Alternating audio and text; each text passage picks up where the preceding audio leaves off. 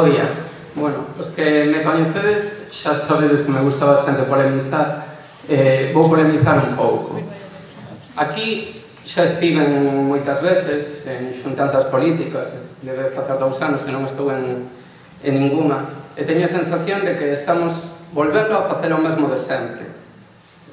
Leo aquí que se menciona o manifesto da primeira Asamblea Nacionalista, vexo aí a figura de Castelao, comentaba o alcalde de Vimianzo que Galiza está esperanzada e a través dos seus verdes campos intenta lanzarnos unha mensaxe de esperanza. Eu creo que estamos nunha especie de mecanismo de melancolía, de volver ao pasado. Xa temos claro que estamos de acordo con Castelao, xa temos claro que nas Irmandades da Fala hai un referente. Non deberíamos estar compulsivamente repetindo as mesmas cousas. Eu creo que hai que comezar a mirar ao futuro. Si que é certo que eu cando optei ou mamei máis o nacionalismo foi en base a todas estas cuestións, probablemente as seccións de sociolingüística de lingua galega.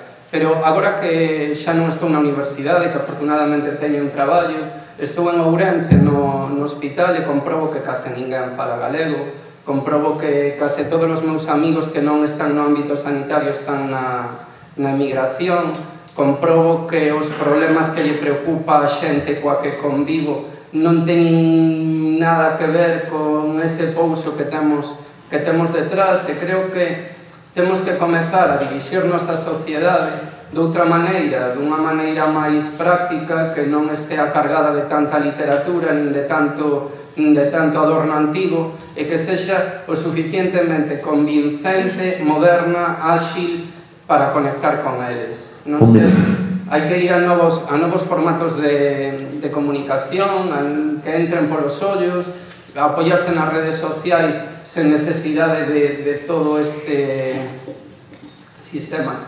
antigo co que estábamos. E a miña reflexión fundamental vai por aí. Temos que mudar, porque o país é moi tremendamente diferente a como ás veces neste tipo de foros imaginamos que é.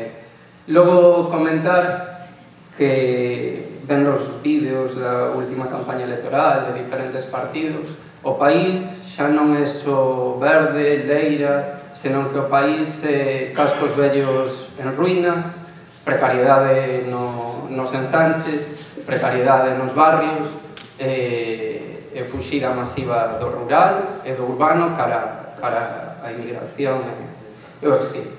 Mais nada.